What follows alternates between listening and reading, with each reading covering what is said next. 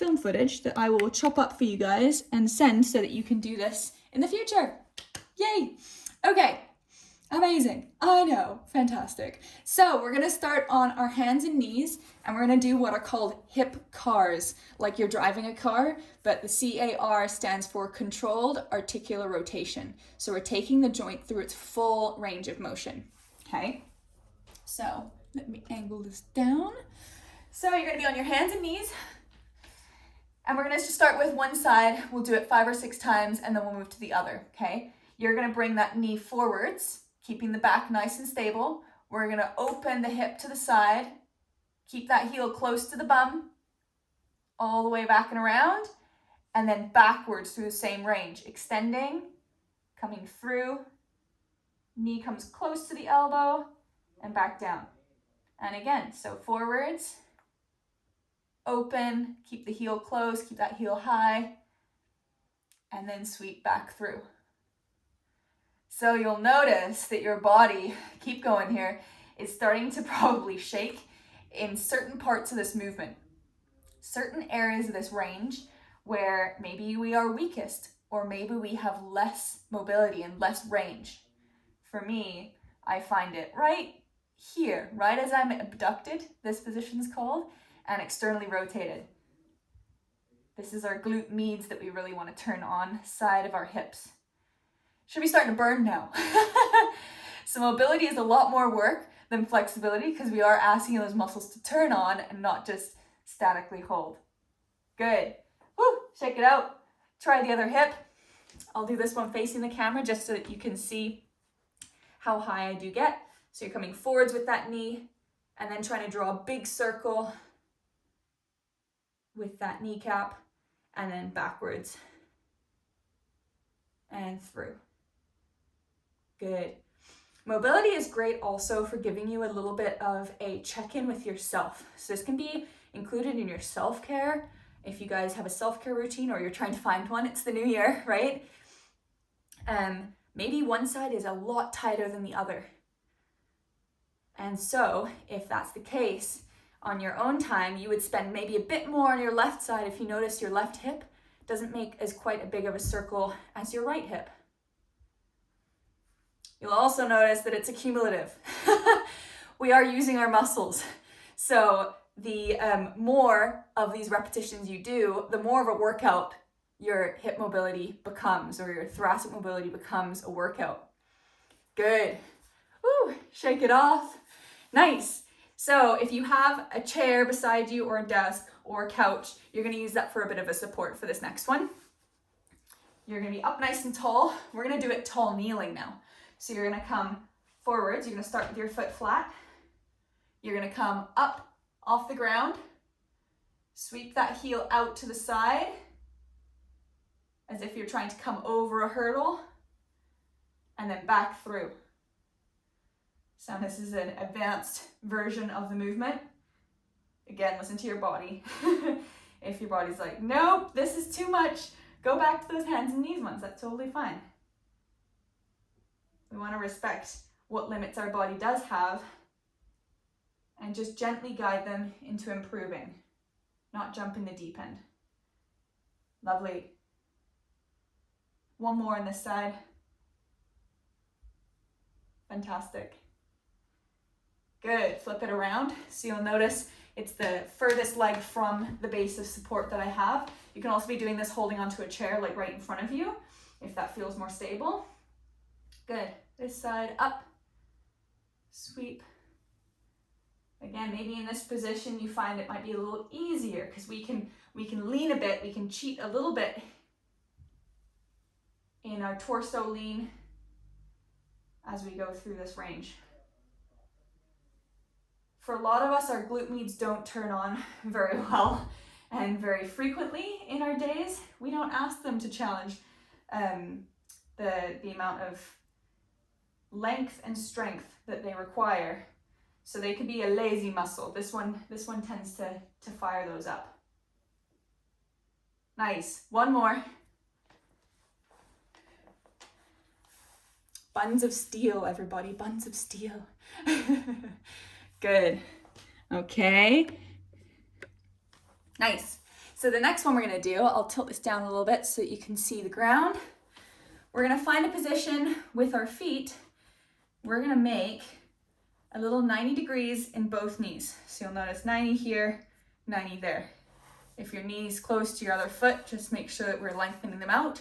You're gonna make sure you have a nice tall torso position as you do this, and your hands can be just behind you, okay? So the knee, you're gonna be trying to get this knee to the front of the floor, and keep your heels where they are. You're gonna cartwheel those knees over to the other side. Think about squeezing that back bum cheek. That will get you all the way to the floor, and rotate over again to the other side. Nice. This one feels really great for the hips. So this is working on opposite things per leg. External rotation of this front hip and internal rotation of the back hip. Lovely. How's this feeling? Feeling good? Nice. So if we want to make this a little bit harder, again, you can continue going with this movement, is to slightly hinge and lean forwards. And I want you to think we're not bending in the back, we're leaning our chest towards this knee. And then we can lean back. You'll feel this now in that back internal rotated hip. And then over. Nice, leaning forwards, the center of your sternum going over that front knee and back and cartwheel. Nice. And you'll probably notice, whoo, one hip is quite a bit tighter, maybe on the internal rotation than the other one is, or maybe the external rotation. Good. Okay, for the last two, we're gonna try something different. This back heel, you're gonna try and lift it just off the floor. So keep the knee pinned down to the ground. As you lean forwards, you'll feel this in the hip. Woo! And turn it over. And try and get that heel just off the ground. Again, working that end range of motion in that internal rotation. Good, okay. Oh, shake it all off. Shake it all off. How are we feeling? Doing okay? Awesome. Okay, so the next one is a hip rocker. So we're gonna be on hands and knees. I'll show you this one from the front and then I'll show you from the side. You're gonna have the leg out towards the side, nice and straight, this knee directly underneath you. You're going to come up on this toe and you're gonna try and almost get that heel as close to the front wall as you can. And then you're gonna sit back and rotate that toe back to the wall behind you. So you're coming forwards and we're coming back. Good, how's this one feel? So we call this one a hockey rocker because a lot of people get pulled groins, especially goalies in hockey. This one's a big one for the inner thigh, the adductors. And you'll even feel this in the lower leg as you force and you twist that ankle forwards and back. Good. Totally, it's a great stretch, hey? We don't find ourselves in this position very often, so it's nice to put ourselves in movements that really challenge not the norm of our day. Good. Nice. And try the other side. I'll do this from the side so you can see me and how I'm shifting my weight forwards and back. So I'm coming up and forwards, my hands crawl forwards. As I come back, I'm kind of sitting onto that back leg and twisting that foot back. Nice. Good. Let's do 3 more on this side. And breathe. If you have any sort of breath practice, mobility is a nice time to fit that in as well. Good. Last one. Well done. Nice. Okay. We're going to do a hip flexor stretch. So this is going to be challenging the front of our hips. Our iliopsoas is what the hip flexor is actually called. Comes from our femur and it runs through our hip and actually attaches to the lowest vertebrae in our low back. Crazy, I know, it goes like through our abdomen and connects to our spine. So when we are doing this one, we want to make sure we're in a tall kneeling position. And actually I'll do this leg so you can see it better. And instead of hinging forwards, this is what a lot of people do for a hip flexor stretch, where you actually end up starting to arch in the low back. You're gonna keep these 90 degrees And you're gonna think as if you have a tail, like you're a dog. You're just gonna tuck that tail between your legs. So it's almost like your pelvis is a bucket. You're trying not to spill out the front. You're trying to turn it backwards a little bit. And you should feel that immediately, right? Almost, you might even feel it in the quad if your quads are quite tight, but you'll feel it too in your hip flexor. So we can just do pulses of these. Tip, tip. Good. It's a good movement to practice. Sometimes we can dissociate from how our hips should move, especially when we're hinging. If any of you have ever hinged before, it's kind of like the deadlifty pattern that you would do in a gym versus a squat mechanic pattern, which is more of a knee bend. Hip hinging is just the hip dominant movement. And oftentimes it's really hard to teach people the hip movement that we should be doing. Good. Okay, switch sides. Again, give yourself a little bit of a check-in on, maybe this side is a little bit harder, maybe it's a little easier. I like to use my hands so I know that I'm moving equally in both sides and I'm not higher on one side versus the other. Both sides are even and level. Good job. Nice, let's do 4 more on that side. Good work. Nice. All right. The next one, we're going to move now down up to our T-spine, so middle part of our back. We should not be feeling any of these in our low back or in our neck as we do it. Really want you to think that range between your shoulder blades is where you should be feeling this in your mid-back. So you're going to find yourself laying on your side, 90 degrees in your hips and 90 degrees in your knees. Your hands are stacked. If you want, you put a pillow under your head, but this shouldn't feel too bad for your neck. You're going to come forwards. You're going to reach forwards with that top hand and breathe out as you open like a book over to try and touch the floor on the other side. And then come back together. Good. Reaching forwards and breathe out as you open. Keep that head on the ground if you can. And back together. Should be kind of like you're wringing a towel out, and this should feel, you might not even actually be able to touch the floor on the other side. And a very common spot for us to cheat, because we're very good at cheating as humans, is to keep your knees pinned together. You'll find you might be able to touch the floor, but this top knee is shifting back. So keep the pelvis neutral as you breathe out. And breathe in. Good. So really matching your breath with this, allowing us to just ring through that mid-back. Keeping our knees stacked like this supports our lumbar spine. And again, remember our lumbar spine needs to be nice and stable. Good. Okay, flip it over, roll over, or rotate across. And let's do the other side. Nice work. Remember, reaching forward as far as you can and open it up. Good. And breathe.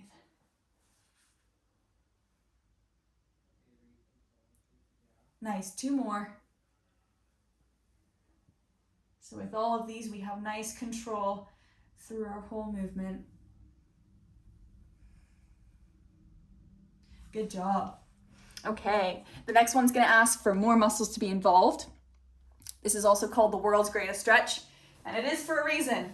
So you're gonna find yourself in a tall lunge position, back legs nice and straight. You're gonna come down with your hands in between that front foot. Now, if this is too much to get to the floor, you can also do this to a couch or a chair, okay? You're gonna pick up that middle hand and you're gonna rotate across the knee. And then you're gonna come down, almost touch the floor with your elbow if you can get that low, and back up. So again, with our feet being locked in this position, our low back is safe. We should feel this in the hips as well. And the T-spine is what we're focusing on. Good. And then to switch sides, step the back foot forwards, other foot goes back, and that middle hand, the one closest to your foot, is doing the rotating. Again, notice this side versus the other. Maybe it's harder, maybe it's easier, maybe it's starting to accumulate and burn. Good job. Let's do 2 more. 2. Lovely. And relax. Nice work. Woo! Okay, let's move into the shoulders for the last 5 minutes. So we are going to think about external rotation. We sit like this for a lot of our day, on phones, reading books, anything is in front of us. So we are going to think about opening that. So palms facing the sky, keep the shoulders down away from your ears. You're going to open, keeping those elbows close to your sides. Open your hands as far back as they can go, and then relax. And open, and relax. So you should feel a nice stretch through the front of the shoulder. Again, we are asking those muscles to turn on and engage at that end range of motion. If you do this frequently, this range will get better. A nice way to measure if our left and right side is doing well is either to look kind of at either hand, make sure they're getting back as far, maybe wiggle your fingers so you can see them in your periphery as well. Or you can do this one against the wall, and maybe you'll find your right hand can't quite touch, that thumb isn't close, and the other one is touching the wall. And you might find your dominant hand, because we use it a lot more in the anterior side, is much tighter and it might not touch. Good. 2 more. Lovely. Good. Okay, now we're going to do shoulder cars. So similar to what we did for the hips, you're going to be in hands and knees position. You're going to lead with your thumb for the first portion. So thumb up till it passes your ear, then you're twisting and leading with your pinky to your hip and back through. Again, like the hip car, this should feel actually quite hard through the middle portion of this movement. Good. And back through. The aim of this one is to stay as close to the midline of your body. So you'll notice as I'm doing this, nice and close to the midline of my body. As I start to sweep, oh, it's really hard to stay close. It's where I'm tightest. And then we go back through. Nice. 1 more on this side.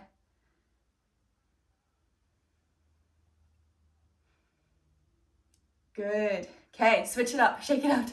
Other side, lead with the thumb, twist, and pinky. You might hear a little bit of crunching, cracking, popping. That's totally fine so long as it's not presented also with pain. It's just called crepitus. It's just a bit of the motions that are happening between the tendons and ligaments in our joints. Nice, last one. Good, awesome. Okay, and we're gonna finish up with 1 more for the shoulders for internal external rotation. I call this one the cactus because we're gonna start in a cactus position.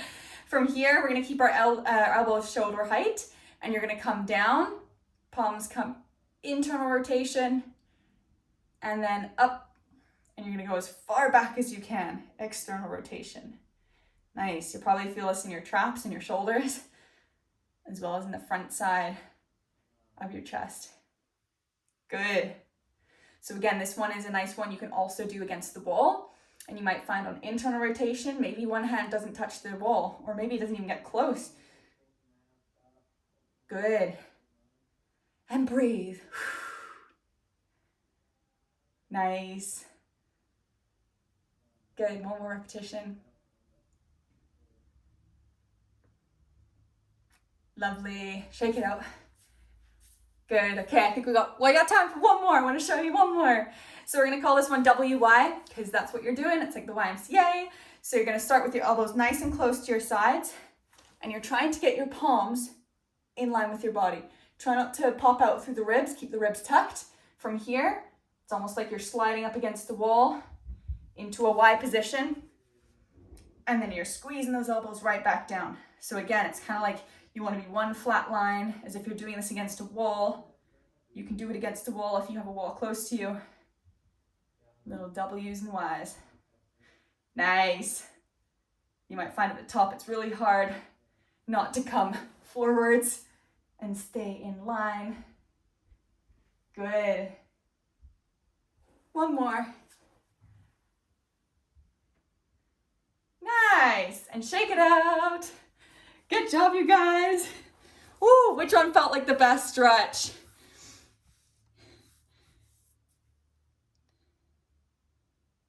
Good work. Whose heart's going? We got some blood flow too, right? It's nice for a break. Shoulders are burning, yeah. Totally. Yeah, the last one is great, and you can even do, yeah, the WY is great. You do the cactus one, opposite and alternating arms as well. You can get, if you can get funky on it. Feeling taller and longer. Wicked, you guys. Well done, everybody. So I will make sure I send this little clip to Haley so that she's got it. She can distribute it to you all and anyone that missed it as well. You feel free to do this through your breaks. Again, you don't need much space to do it. So you can do it at work if you have some spots that you can sit down in your chair and do some of the shoulder ones, or at the end of your day, just to make sure we're nice and fluid again. Good work. Amazing. Thank you so much, Holly. Yes, really appreciate it. Are so welcome. So welcome. Bye. You're so welcome. Have a good day, Thanks, everybody. Thank you. Bye. Nice.